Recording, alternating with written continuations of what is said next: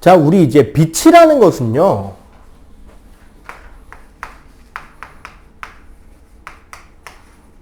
광원이라는 존재를 이해해야 됩니다.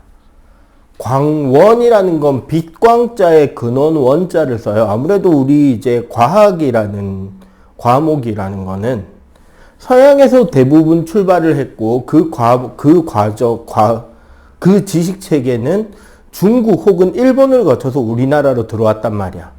그러다 보니까 한자어가 되게 많아요. 어쩔 수 없이.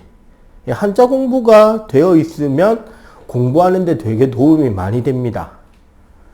그럼 광원이란 빛광자의 근원 원자니까 어떤 걸 광원이라고 한다? 스스로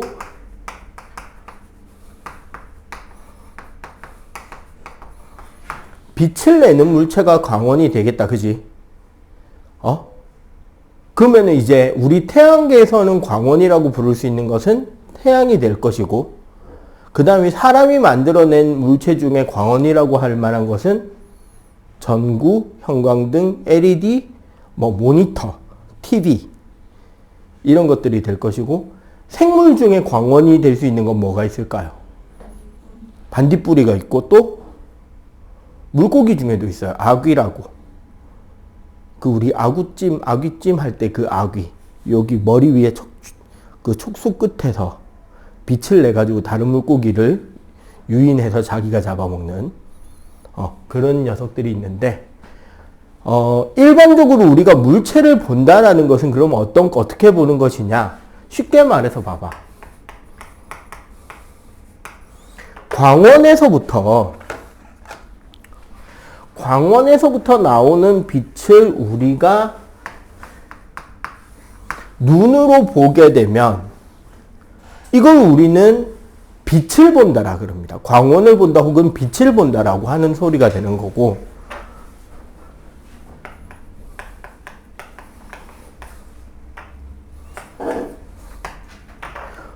광원에서 나온 빛이 물체에 반사돼서 눈에 들어오는 경우 우린 이것을 무엇이라 그런다? 물체를 본다라고 하는 거예요.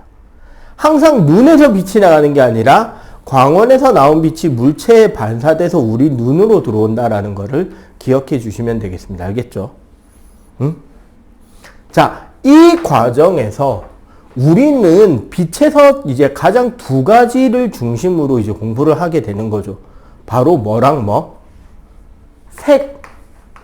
그리고 그 빛이 지나오는 경로에 대한 공부를 해야 되는 거지.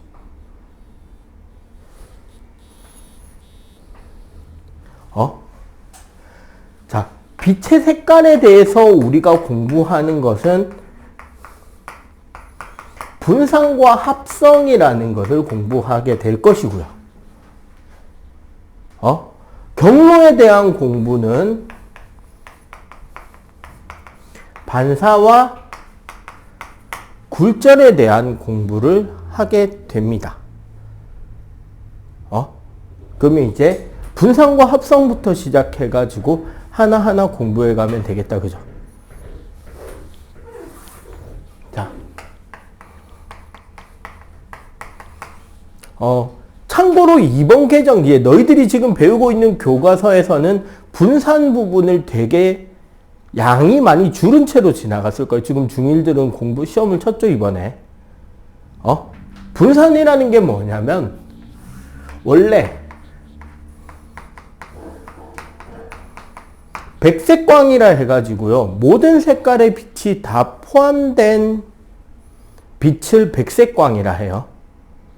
태양빛 같은 경우, 그리고 아주 뜨거운 고체 물질에서 나오는 빛이 여기에 해당됩니다. 약간 누르스름해 보여도 모든 빛이 다 포함되어 있다고요. 얘네들을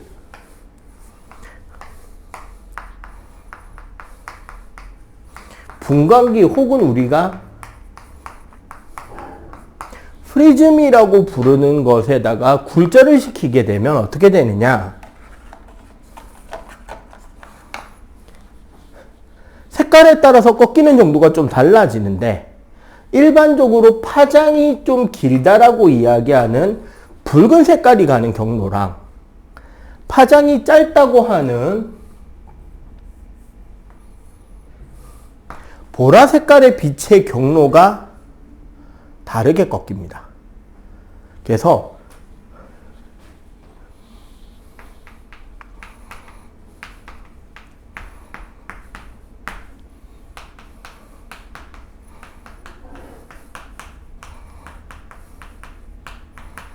백색광은 사실 요 사이에 우리 빨주노초 파남보 무지개 색깔이 다 나타나게 되는 거예요. 즉 백색광은 어떤 거다?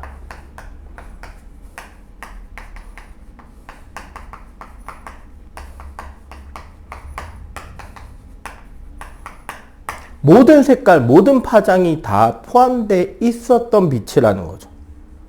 그러면 이게 아니라 예를 들어서 단색광, 뭐 빨강색이든 노란색이든 단색광을 쏜다면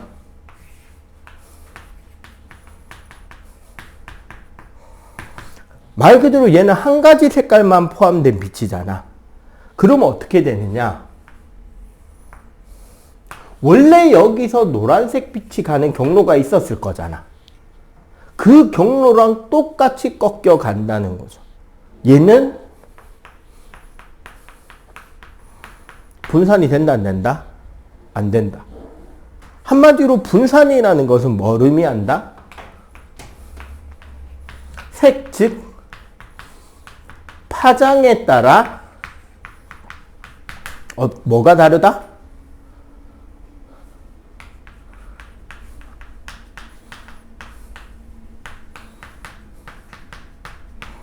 굴절되는 정로가 달라서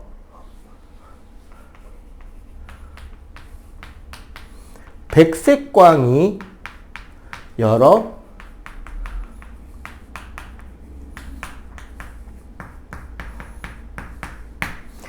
단색광으로 나뉘는 것을 우리가 뭐라고 한다? 분산이라고 합니다. 오케이? 현재 중등에선 이 부분이 살짝 빠진 거예요. 이 부분이 살짝 빠지고, 그러면 우리는 이 생각을 할 수 있죠. 합성.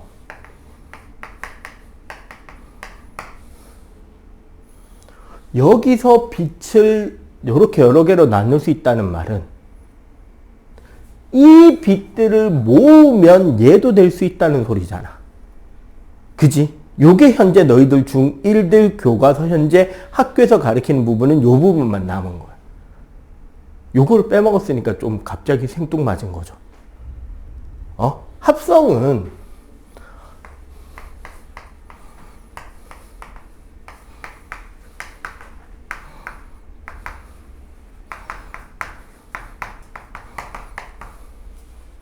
여러 가지 빛이 동시에 인식되면, 즉 눈의 한 부분에서 동시에 인식되면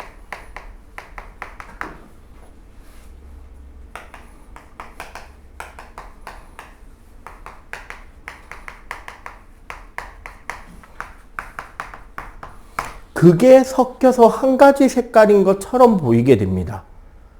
우리는 빛의 삼원색으로 RGB, Red, Green and Blue라고 이야기를 하잖아요. 왜 그렇게 되냐면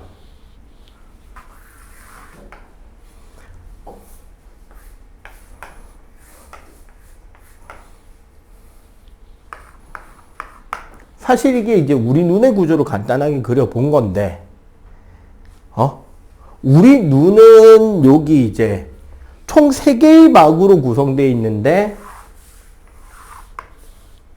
그 중에 제일 안쪽 막이 망막이란 말이야. 이 망막에 우리 보통 막대세포라고 하는 시각세포가 존재해요. 얘네들이 뭘 보냐면 물체의 형태와 명암, 밝기를 볼 수 있어요. 즉, 이 막대세포로만 물체를 보게 되면 흑백인 세상을 보게 됩니다. 그런데 이 망막 중에 요 가운데 쪽 있잖아. 실제로 빛을 제일 많이 잘 느껴야 되는 부분이죠. 여기에는 뭐라고 하냐면 황반이라고 해서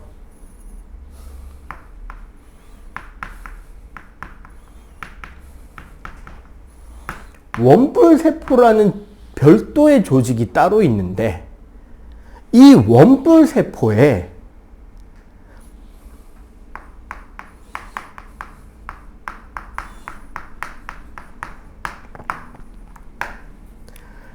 색깔을 느낄 수 있는 세포들이 별도로 존재해요. 그런데 뭐냐? 원뿔세포에서 느끼는 색깔이 바로 R,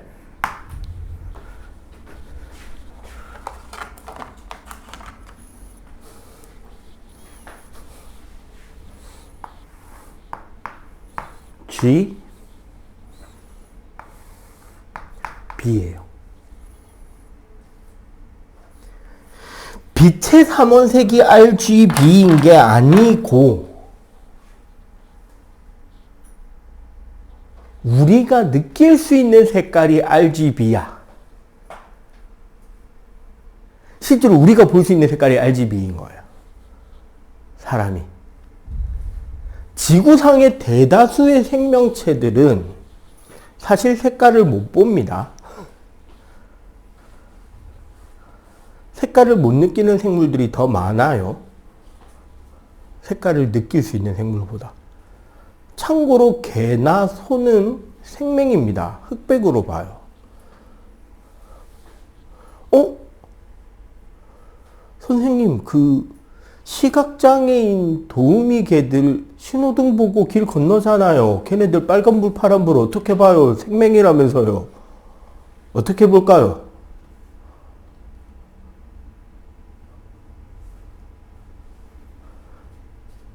어떻게 보게? 가르쳐줄까? 위아래로 보는 겁니다. 빨간불, 파란불을 보는 게 아니라 이 모양인지 이 모양인지를 보는 거야. 신호등 어느 칸에 불 들어오는지는 볼 수 있을 거 아니야, 걔네들도. 이 동작인지 이 동작인지는 볼 수 있다고. 무슨 소리인지 알겠지? 그거 훈련으로 불이 밑에 거 켜지면 건너가고 위에 거 켜지면 멈춰 있도록 훈련시킨 거야. 주인이 데리고 다닐 때. 야, 저기 부산대학교에 가면 거기 닭인 줄 알고 있는 새들이 몇 마리 살아요. 몇 마리가 아니다. 한 몇십 마리 살아요. 그 닭둘기라고. 그 도서관 부근에 서식 중인 그 비둘기들이 좀 있거든. 걔네들 건널목에 기다리고 있다가 불 바뀌면 걸어서 건넌다. 사람 건너갈 때 날아가지도 않아요. 이건 농담이고. 자, 문제는 이 세 가지 색깔을 느끼고 그럼 선생님 우리 나머지 색깔도 다 느끼는데 그건 뭐예요? 동시에 느낄 때 섞여져 있는 색깔들을 감지한다는 거지. 빨강과 초록을 동시에 느낄 때는 노랑, 초록과 파랑을 동시에 느낄 때는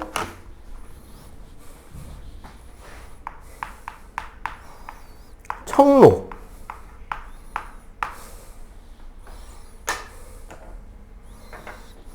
빨강과 파랑을 동시에 느낄 때는 자홍, 빨강, 초록, 파랑 세 가지를 다 동시에 느낄 때는 백색을 느끼는 거예요.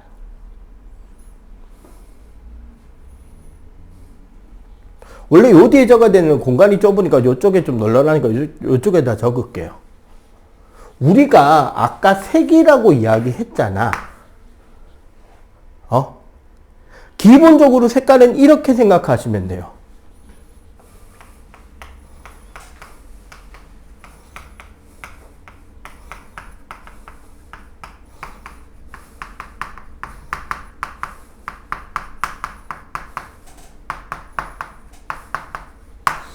우리 눈에 보이는 색깔은 반사되거나 투과된 빛이에요. 나머지는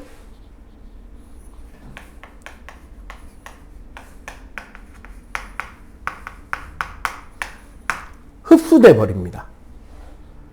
무슨 소리냐? 우리 식물은 녹색이잖아요. 대부분의 우리가 알고 있는 지상에 살고 있는 식물들은 녹색이죠. 따라서 식물이 광합성 하는데 가장 필요 없는 빛의 색깔은 녹색이에요. 무슨 소리인지 이해가 돼, 이거? 왜? 식물이 광합성 할 때는 녹색빛은 반사해버리고 빨간과 초록을 자기가 흡수해서 광합성하는 거예요. 그래서 요즘에 이제 선진국이나 이런 데선, 특히 미국이나 이런 데선 실내 농장을 시작합니다. 도시 농장, 실내 농장. 어떤 시스템이냐면 도시에서, 그러니까 메트로시티를 넘어서는 메가시티급 도시들이 생겨나고 있잖아. 그런 도시에서 무농약, 유기농, 그러니까 무농약으로 신선하게 재배한 야채를 샐러드로 먹고 싶어 하는 부유한 사람들이 생겨나겠죠. 그런데 문제는 그런 신선한 야채를 배송하기에는 생산지에서부터 도심지까지의 거리가 진짜 대도시는 상상을 초월하잖아. 우리나라의 거리 감각은 되게 차원이 달라요. 외국하고는. 그러니까 어떻게 하느냐. 도시 외곽에 있는 망해버린 공장이나 빌딩들, 그런 곳에 실내의 농장을 만드는 거야. 흙이 아닌 물에다가 식물을 키우는 겁니다. 대신에 물에 식물이 자라는데 필요한 영양소를 물의 약품으로 녹여주는 거지, 충분히. 그리고 조명은요, LED 켜버리는 거야. 공기는요, 이산화탄소 농도 에어컨으로 맞추면 된단 말이니까. 에어컨이 원래 공기 온도를 맞추는 게 아니에요. 온도, 습도, 사실은 조절만 하면 뭐도 맞출 수 있을까? 이산화탄소 농도도 맞출 수 있어요.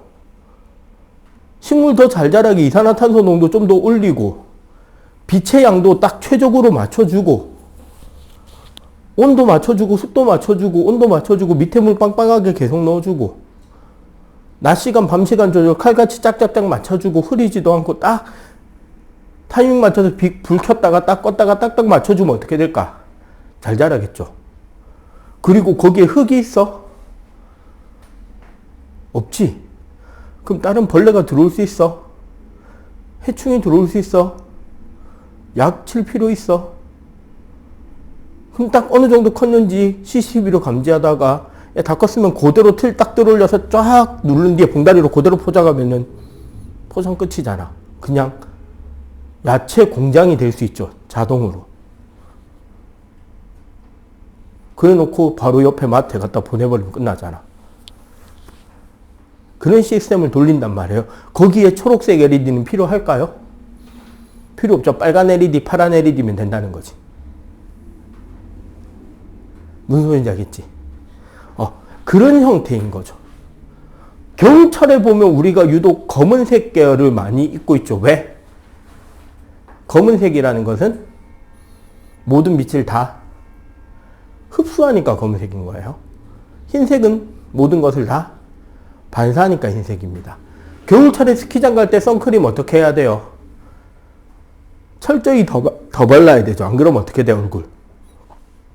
곱으로 타죠. 왜?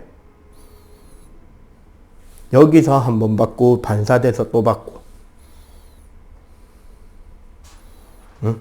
아유, 우리 여기 남부 지역 사람들은 스키장에 갈 일도 잘 없고, 그지? 눈 볼 일 자체가 별로 없는 사람들이잖아. 응? 그런 거지. 알겠어요? 색깔이 뭔지 이런 것들에 대해서 그냥 간단하게 이야기를 했고요. 그리고 요 색깔과 관련해서 이제 좀 이따가 약간 그림자나 이런 거에서 조금 더 설명을 할 테니까 일단 요거만 먼저 정리를 좀 해봅시다. 자, 방금 그 색깔의 개념 우리 눈에 보이는 색은 반사되고 나머지는 흡수됐다. 이게 무슨 소리냐면, 자, 지금부터 우리는 이런 생각을 합시다. 노랑, 청록, 자홍은 머리에서 지우세요. 잠깐. 지금부터 색깔은 RGB 3개밖에 없습니다. 응?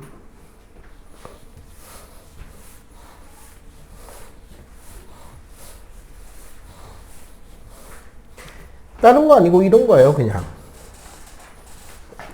자, 봐봐.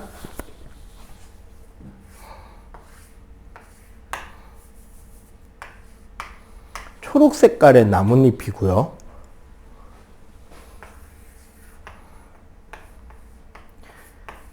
빨간 색깔의 사과예요. 얘네들이 R, G, B, 청록, 노랑, 자홍, 흰색.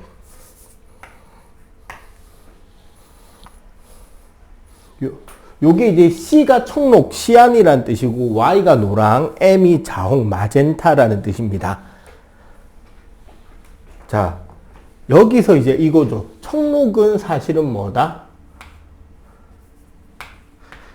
GB인 거죠. 그린 블루.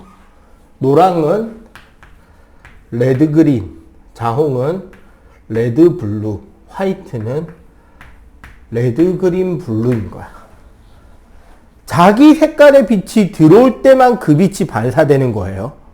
나머지 색깔은 흡수되니까 X자 치면 됩니다. 원래는 블랙이라서 K를 쓰는 건데 K나 X나 비슷하게 보이죠? 자, 그럼 적어 볼게요. 봐봐. G잖아. X, G, X, G, G, X, G죠. 무슨 소리인지 알겠지? 즉, 초록색 나뭇잎은 초록빛, 청록, 노랑, 흰색에서만 초록색으로 보이고 나머지는 검은색이라는 소리야. 그럼 빨간 사과는 빨강, X, X, X, 빨강, 빨강, 빨강인 거죠. 그지? 자, 그러면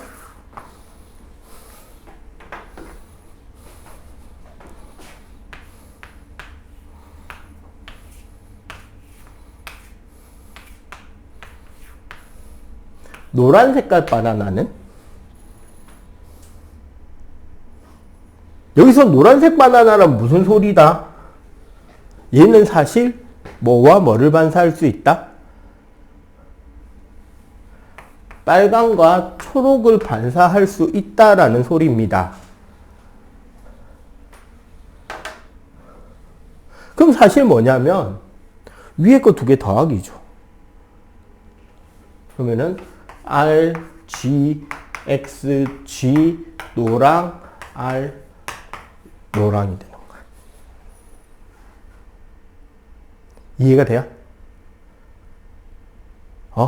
이런 빛의 합성을 활용한 그림의 가장 대표적인 게 여러분들 아마 중등 교과를 계속 배우다 보면 그리고 아마 과학 시간에 아마 예시로 나왔을 겁니다. 그 땡땡땡 날의 오후인가 뭔가에서 그 전묘화 그림 있잖아요. 서술형에서 나오는 단골 문제죠. 왜 그 전묘화 그림은 화사하게 보이는가?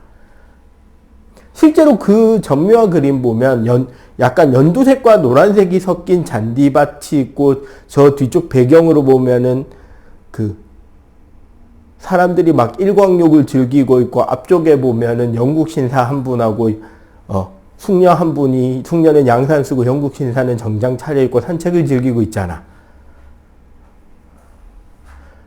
거기에 노란색 물감은 단 한 방울도 안 쓰였는데 노랗게 보인다는 거죠. 무슨 소리다? 그럼 그 노란색 잔디밭은 어떻게 만들어져 있는 거다? 가까이 가서 보면 빨간색 점들하고 초록색 점들이 엇갈려 가면서 찍혀 있는 거야. 그거를 일정 거리 밖에서 보니까 어떻게 보인다? 노랗게 보이는 거야. 여러분들 핸드폰 액정도 그렇습니다. 해상도, 핸드폰의 해상도 보면 3008, 선생님 노트북 어제인가 보니까 해상도가 1920에 1080인가 그랬거든요. 응? 이 1900 얼마에 1000 얼마였나? 어쨌거나 그랬는데, 그게 무슨 소리냐면, 요런 하나의 셀이 가로로 뭐 1900칸, 세로로 1000칸 뭐 이런 거야. 근데 이 셀 하나 안에 RGB가 있는 거예요. 실제 빛을 내는 LED 개수는 그거 곱하기 몇 개? 3개. 그래서 얘네들이 3개 다 풀파워로 다 빛을 내면 흰색, 다 불을 끄면 검은색. 그런데 사실 요 3가지 색깔은 조금씩 세기를 뭐 할 수 있다? 미세하게 바꿀 수 있잖아. 그지? 그걸 이용해서 뭐를 한다? 다양한 색깔들을 만들 수 있다는 거죠. 이거 여러분들 집에 가서 컴퓨터에 보면 그림판이 있잖아. 보조 프로그램 안에 그림판이 있거든요. 지정된 색깔들 말고 여러분들 마음에 드는 색깔판에서 만들 수 있단 말이야. 그거 만들고 옆에 보면 RGB 해가지고 16진수 2자릿수, 그러니까 1, 2, 3, 4, 5, 6, 7, 8, 9, 0, A, B, C, D, E, F에서 00부터 FF까지 해가지고 숫자 크기 조절해가지고 색깔 만들 수 있거든요. 예를 들어 FF 하면 흰색이 나와요. 빵빵빵빵빵빵 하면 검은색이 나오고, FF 빵빵빵빵 하면 빨간색이 나와요. 빨간색만 100% 다 켰다는 소리니까. 그렇게 해서 색깔 조절하는 그게 있습니다. 그거랑 똑같은 거예요. 그래서 3가지 빛의 색깔을 다 조절해서 모든 색깔을 만들 수가 있다. 알겠죠? 대신에 투명한 물체는 조금 다릅니다. 투가라 그랬잖아요. 우리 셀로판 테이프, 어릴 때 아마 여러분들 학교 문방구에서 파는 그 아주 저렴이 싸구려 3D 그림책이라는 게 있어요. 한 6, 7세용. 안에 보면 이상하게 뭐 인쇄가 잘못된 것 같은 그림이 있고, 3D 안경이라고 되게 허접한 안경이 나오는데, 안경에 보면 한쪽은 빨간색 셀로판지, 한쪽은 파란색 셀로판지가 붙어 있어. 그거를 딱 펴가지고 딱 끼고 그 그림 보면 입체적으로 보여. 그냥 보면 인쇄 잘못된 건데, 어떻게 그려놓은 거다? 어떻게 그려놓은 거다?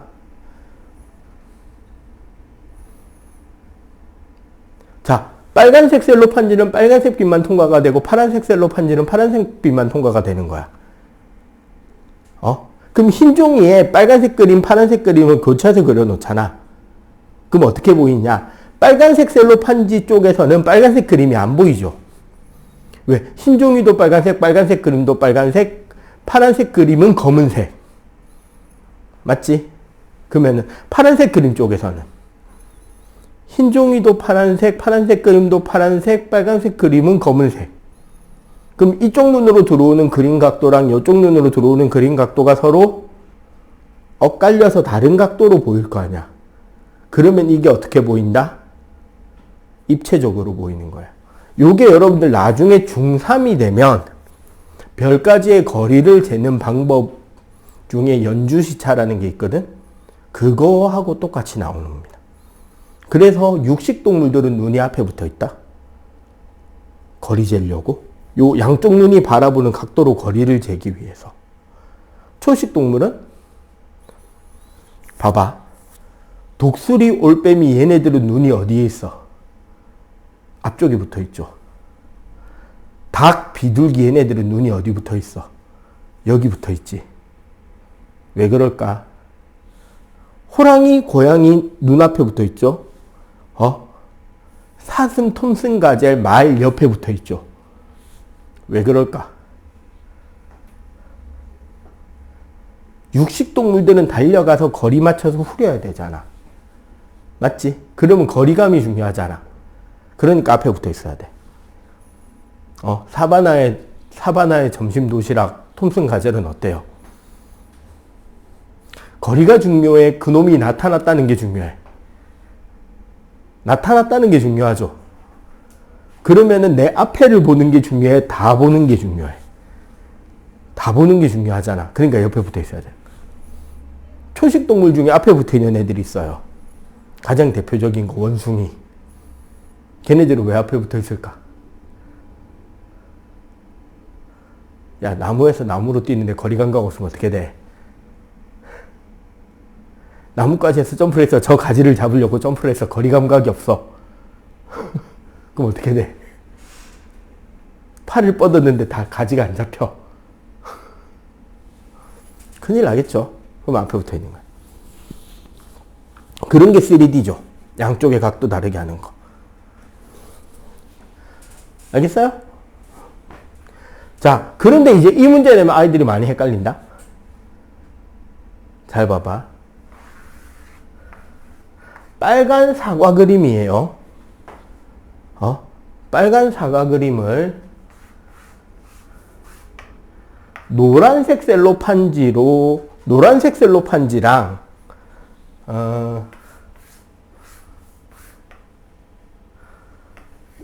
청록색 셀로판지 두 장을 통과해서 보면 무슨 색깔로 보이게?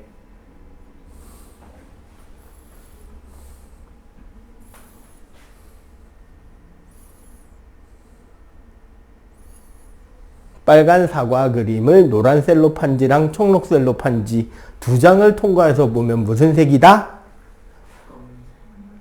검은색. 무슨 색이다? 시험 쳤는데 틀리게 왜 봐?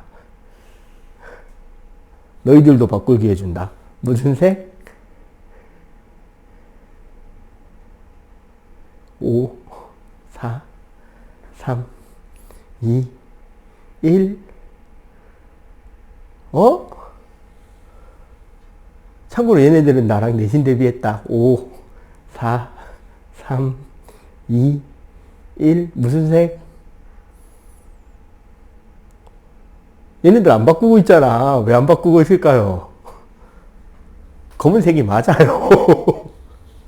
봐봐. 자, 투과라는 거는 그 색깔만 통과시킬 수 있다는 소리예요.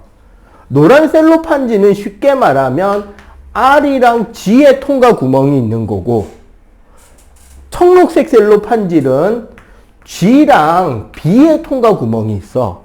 근데 얘는 빨간 빛이잖아. 그러면 노란 셀로판지는 통과가 되죠. 빨간색인 상태로. 근데 청록 셀로판지에는 통과 구멍이 맞아, 안 맞아?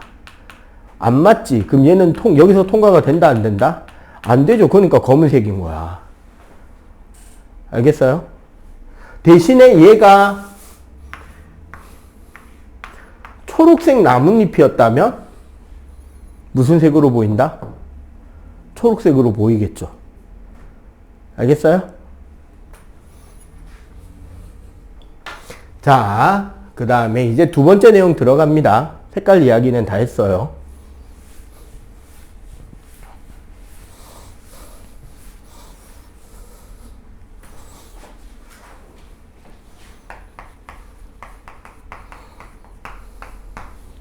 자, 경로 내용은 반사랑 굴절이 있는데, 굴절은 다음 주에 파동하면서 같이 할 거고요. 반사까지만 설명을 하도록 할게요. 반사라는 것은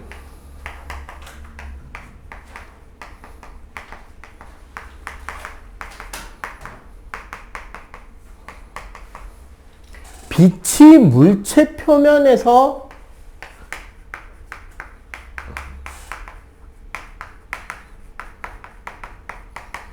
다시 돌아 나오는 현상을 우리는 반사라고 합니다. 이 과정에서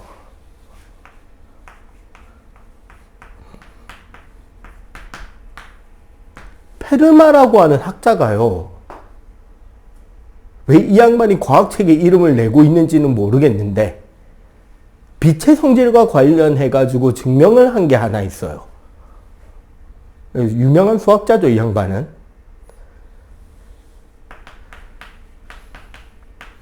빛의 경로는 항상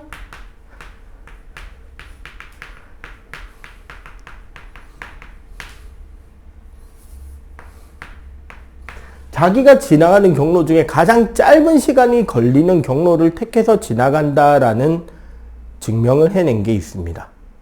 예, 최단 시간 경로 정리라는 거에 있는데요. 그래서 어떤 게 성립이 되냐면, 자, 호수, 반사가 가능한 호수에 강 건너 어떤 가로등이 하나 빛을 내고 있다고 칩시다. 호수 건너편에서 여러분들이 서서 가로등을, 반사된 가로등을 본다면 어떤 경로를 통해서 빛이 오는지, 어디에 반사된 가로등이 비쳐 보이는지를 그릴 수 있을 거 아니야. 그때는 어떻게 보통 그린다? 그러니까 가로등에서 우리 눈까지 여기 호수에 반사되는 경로 중에 가장 짧은 경로를 그리려면 어떻게 그리면 돼? 얘를 대칭으로 머리를 옮겨 놓고, 맞죠? 여기서 여기까지 직선으로 빛을 그어버리면 되죠.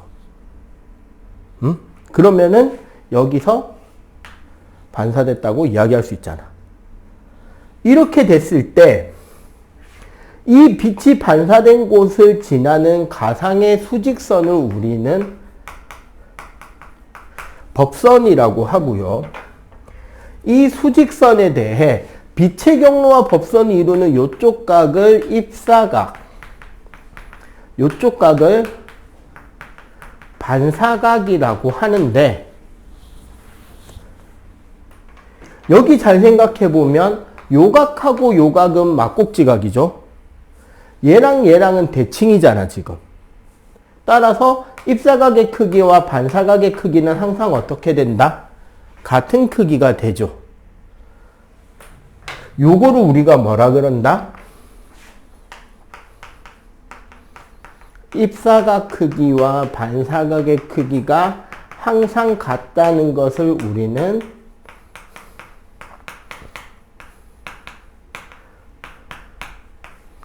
반사 법칙이라고 합니다. 이 반사 법칙에 따라서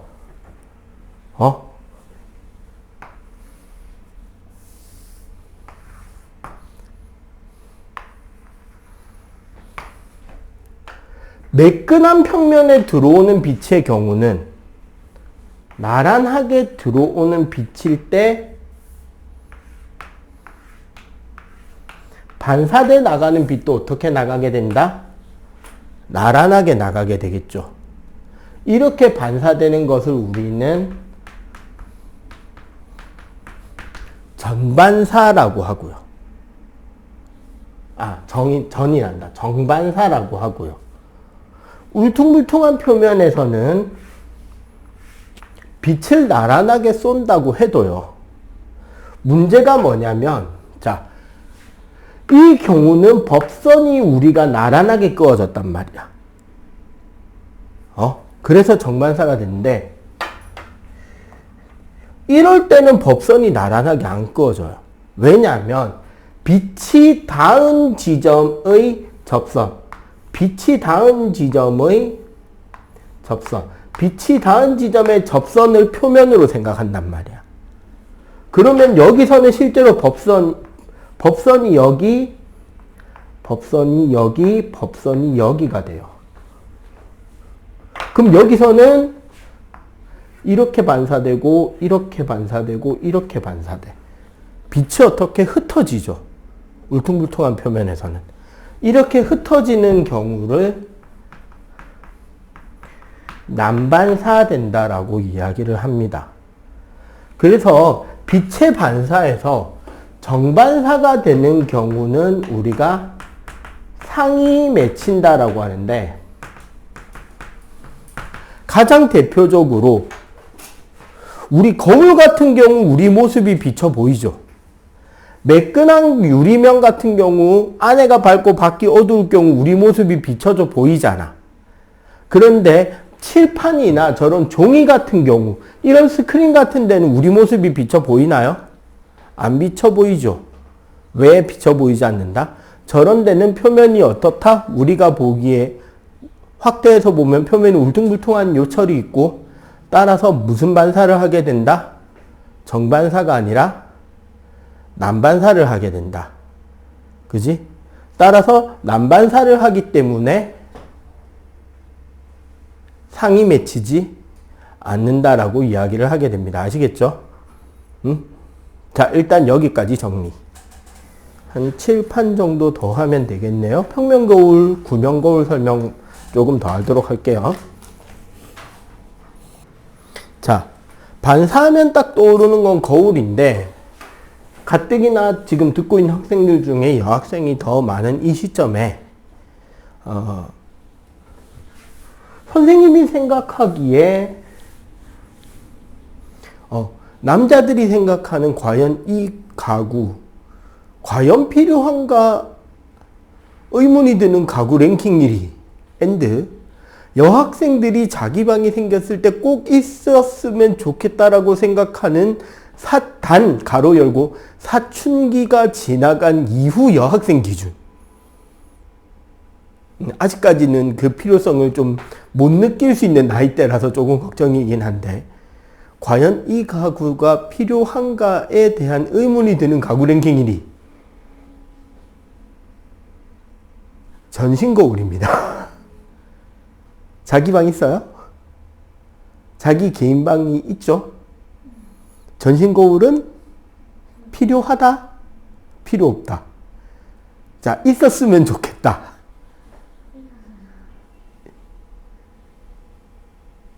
필요하다? 신기하죠?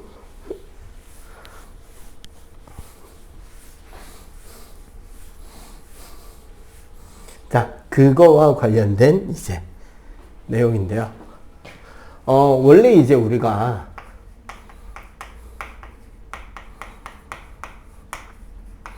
공통적으로 우리가 거울에 상을 그리는 방법. 상이라는 것은 거울 속에 비쳐 보이는 내 모습입니다. 그러니까 내 눈에 보이는 내 모습, 진짜 저기에서 빛이 반사돼서 내 눈에 들어오는 것처럼 보여지는 것을 상이라고 한단 말이야. 그래서 상을 찾는 방법은 어떻느냐? 자, 항상 요걸 우리가 광축, 보통 이제 우리가 바닥면을 광축이라고 이야기를 많이 합니다. 그리고 이제 여기 가운데에 평면 거울이니까 요게 이제 거울이겠죠. 맞지? 흔히 이제 제일 많이 쓰는 거는 물체를 화살표로 많이 그려요. 물체를 다른 색깔로 그리고 여기에 물체.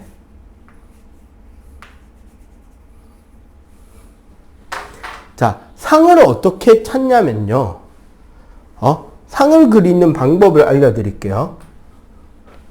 물체 끝점에서부터 항상 상 그리는 방법은 광축에 나란하게 하나의 화살 빛의 경로를 하나를 그리고 하나는 요 광축 중앙점 있죠. 거울과 광축이 만나는 점. 여기로 빛을 하나를 보내는 거예요. 오케이? 그럼 봐봐. 얘가 평면 거울이기 때문에 1번 경로로 간 빛은 그대로 되돌아와서 이쪽으로 진행하겠지. 응? 2번 경로로 간 빛은 반사돼서 반사 법칙대로 요렇게 진행돼 날아가겠죠? 그지? 그럼 봐봐. 얘는 이렇게 가고 얘는 이렇게 가니까 요쪽에서 서로 만나게 될 위치는 있다 없다? 없죠. 이 두 빛의 경로가 교차하는 곳이 생기면 거기가 뭐냐? 실상이 생기는 곳인데 지금 간격이 오히려 멀어지니까 실상은 안 생긴다는 거지. 거울이 쪽에서. 그러면 어떻게 되느냐? 2번 경로의 연장선과 1번 경로의 연장선에서 상이 생겨요. 마치 어떻게? 여기에 물체가 있어서 여기서 빛이 이렇게 가고 여기서 빛이 이렇게 가는 것처럼 빛이 진행한 거잖아. 거울 뒤쪽에 여기에 상이 생겼죠. 얘를 우리는 원래 허상이라 그럽니다. 물론 이거는 중등에서는 가르쳐 주지 않아요. 그럼 이 상의 특징을 생각해 보면 이런 거죠.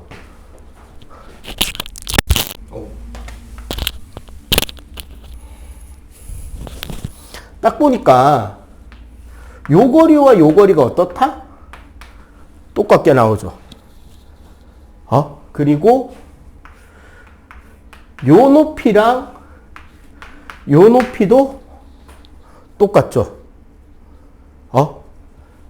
상의 크기가 같고 상까지의 거리가 같고 거울 속의 내 모습을 비춰보면 뭐만 반대다? 좌우만 반대인 상이 나오게 되죠.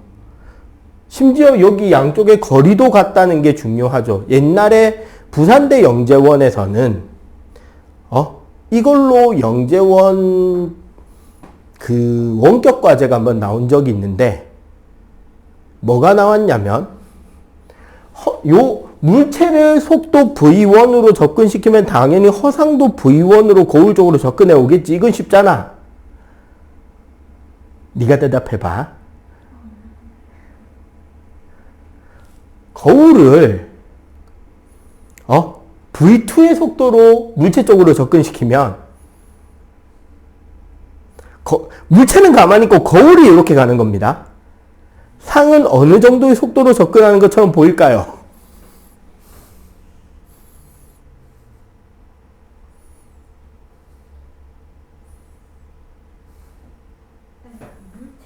물체는 가만히 있고 거울만 이쪽으로 V2의 속도로 접근해. 그러면은 상이 접근하는 속도는 얼마로 보인다?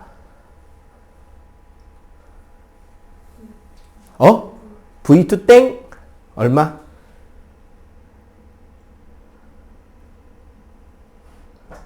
얼마? 얼마? 거리가 똑같아야 되기 때문에 2V2로 접근합니다. 봐봐. 여기서 거울이 V2로 접근하면 얘는 2V2로 접근해야지 거리가 똑같게 유지가 되죠. 봐봐. 지금 여기가 5m, 5m라 쳐. 얘가 1초 만에 1m 줄었지. 그럼 여기 거리는 지금 6m 돼버린 상태잖아요. 여긴 4m 돼버리고. 그럼 얘는 2m를 들어가야 4m, 4m가 유지된단 말이야. 무슨 소린지 알겠지? 요런 문제. 아니면 아까 그 반사법칙에서 입사각, 반사각 똑같다는 거에서 밑에 거울 판때기를 10도 올리면 반사각은 20도가 꺾여야 되는 거. 뭐 요런 것들. 이 원격 과제로 옛날에 나온 적이 있어요. 응? 자, 평면 거울의 상의 특징.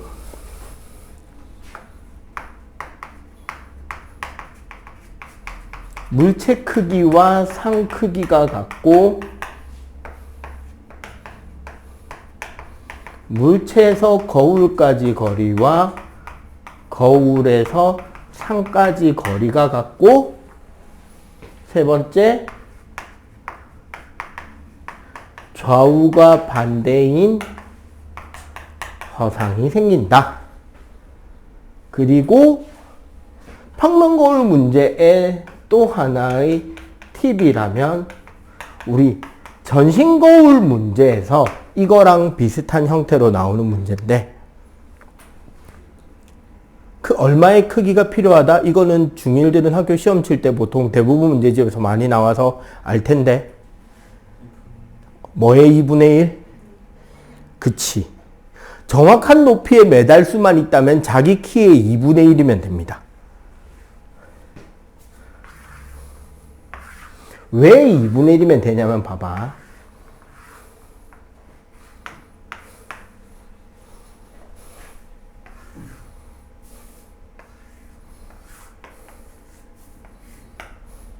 여기에 눈이 있다고 칩시다. 얘가 이 발을 본다는 건 사실은 여기서 반사된 자기 발을 보는 거죠. 얘가 자기 머리끝을 본다는 것은 여기서 반사된 자기 머리끝을 보는 거잖아.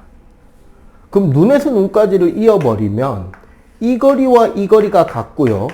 요 거리와 요 거리도 같아요. 그럼 실제 거울이 필요한 곳은 어디서 어디까지다? 여기서 여기까지만 있으면 되잖아.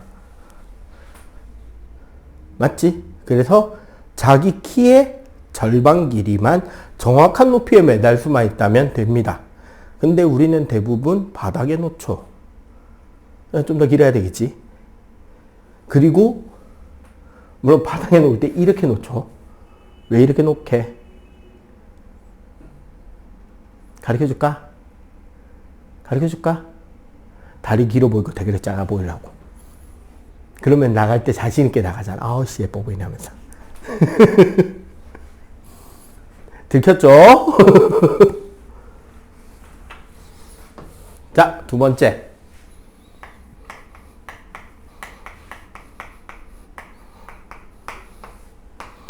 구면 거울. 참고로 요거 원래 작도는 중등에서 안 나옵니다.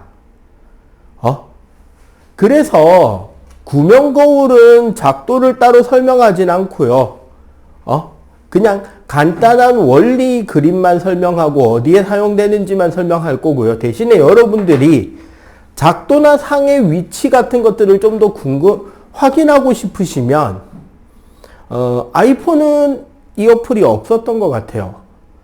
있는지 없는지 나도 정확히 모르겠는데 분명 그 안내에는 있었던 것 같은데 걔네들이 못 찾았었나 싶고요. 안드로이드에는 100% 있습니다. 여기 보시면 거울 작도라는 어플이 있어요.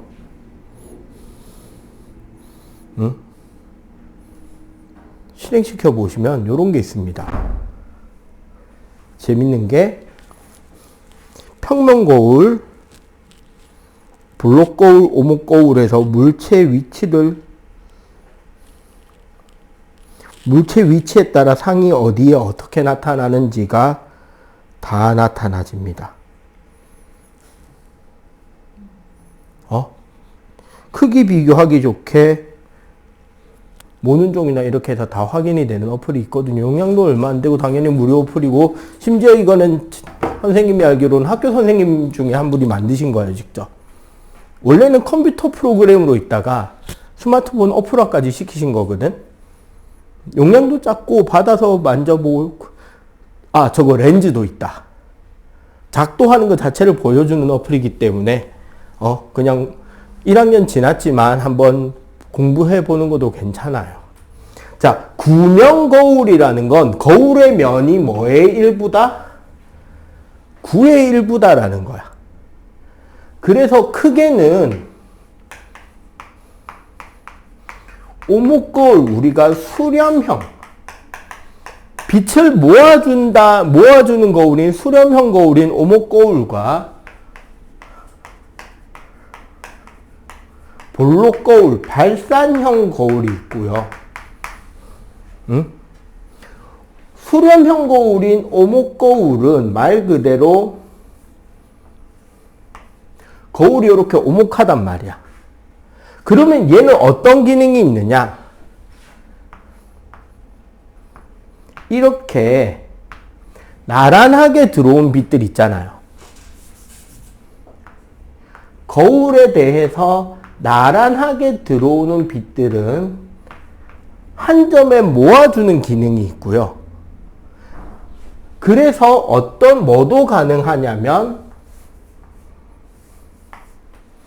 그 모이는 한 점에 만약에 광원을 뒀잖아. 그럼 여기서 빛이 이렇게 나갔다면 그 반사되는 빛이 어떻게 한쪽으로만 나가게 할 수도 있겠죠. 빛을 한 점에 모으거나 퍼져나가는 빛을 한쪽으로만 모아서 나가게 할 수 있는 게 오목거울의 특징입니다. 어디에 쓰면 좋을까요, 이거? 그래서 사용처가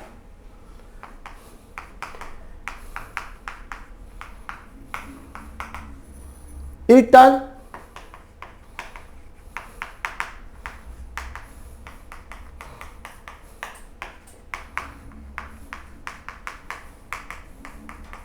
성화체화근과 위성 안테나, 그리고 과연 가능한지 모르겠지만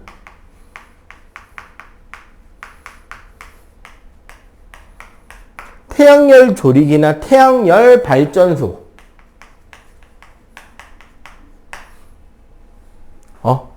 그리고 이렇게 나란하게 나가는 용도가 이제 등대나 탐조등,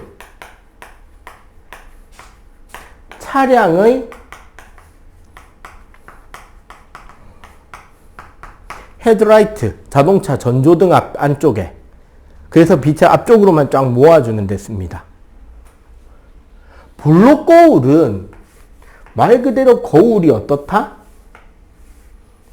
이렇게 이제 가운데가 동그랗게 볼록하게 튀어나온 거울이에요. 얘의 기능은 뭐냐? 나란하게 빛이 들어오는 것들을 퍼뜨리는 성향이 있고요. 따르게는 어떻게 해도 된다? 그래서 넓은 곳에서 들어오는 빛들에 대해서 한쪽으로 모아서 볼 수 있게도 되겠죠. 맞지? 그래서 얘네들은 주로 보안이나 안전 관련된 거울로 많이 씁니다. 특히 어디? 편의점이나 마트의 도난 방지. 그 작은 마트나 편의점에 보면 천정 구석구석에 보면 거울 매달려 있어요. 그게 뭐냐면 일하는 직원은 그 카운터에만 앉아 있잖아. 그러면 막 매대 사이사이에서 애들이 물건 같은 거 나쁘게 훔쳐가려고 하는 것들을 가서 볼 순 없잖아. 근데 그 거울이 있으면 거울 때문에 사이사이까지 다 들여다 보인다. 그리고 주차장이나 커브길의 안전거울. 반대편에 오는 차량이 있는지 없는지 넓은 시야를 확보하기 위해서 동그란 거울 매달아 놓은 거 있죠. 산길이나 커브길에. 맞지? 그리고 차에 보면 특히 측후방, 특히 우측, 자동차의 측후방 거울, 보통 우리 사이드미러라고 하는 거 있잖아. 특히 버스나 트럭의 사이드미러에는 이런 글이 적혀 있죠. 뭐가 적혀 있다? 보이는 것보다 실제는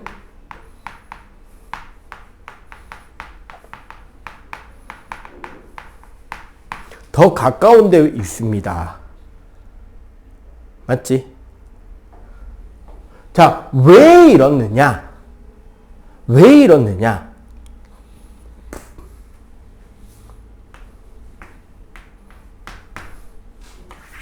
왜 이러냐면 오목거울의 상은요, 원래 거리에 따라 바뀌어요.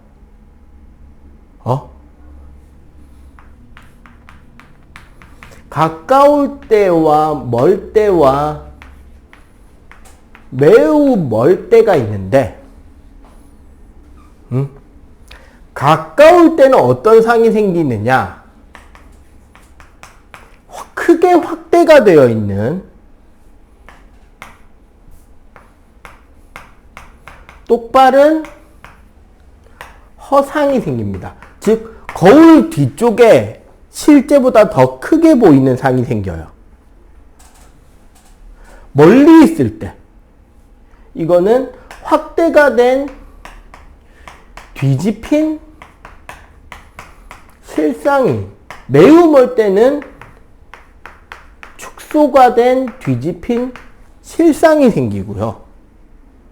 요거를 결정하는 건 사실은 좀 이따가 한번 시간 보고 이야기해 드릴게요. 여기는 볼록 거울은 상이 거리 상관없이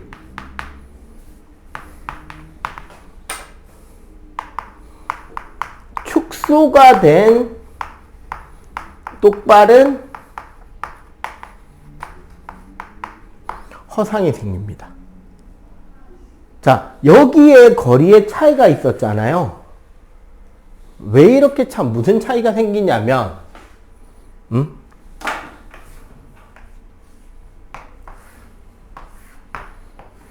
오목거울은 요 빛이 모인다 그랬잖아. 요 모이는 데까지를 초점거리 F라고 한단 말이에요. 그리고 얘가 구면이라 그랬지. 그럼 이 구의 반지름점인 점 O가 있을 거 아니야. 근데 여기가 점 O인 건 뭐냐면 여기서 이까지가 반지름 거리 R이거든요. 딱 실제로 재보면 거의 근사값이 나와. 약간 오차가 생겨. 요 F 안쪽 공간을 가까운 곳이라고 한 거고요. F보다는 먼데 R보다는 가까운 요 공간 있지. 여기를 선생님은 먼 곳이라고 했고, 점 O보다 바깥쪽인 여기를 매우 먼 곳이라고 했습니다. 재밌게 고등과정 가면 마저 더 배우는데 고등과정에서도 심화에 가면 여기 점 O에 가잖아. 오목거울 말하는 거예요.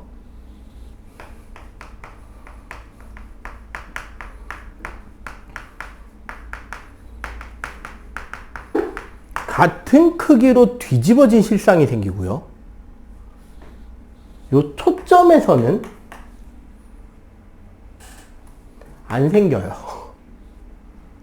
상을 작도해 보면 아까 이야기했잖아. 1번 선하고 2번 선이 있다고. 이 두 선이 평행선이 돼버리거든요. 오목거울에서. 그러면 상이 안 생겨요. 그래서 원래는 상이 4개 생깁니다. 알겠어요? 근데 그 중에 중등에서는 이 3개를 가리키거나 학교에 따라서 멀 때를 안 가리키고 가까울 때와 매우 멀 때만 가리키는 경우가 더 많습니다. 오케이? 여기까지. 끝. 다음 주에는 파동하고 굴절하고 소리 가리킬게요.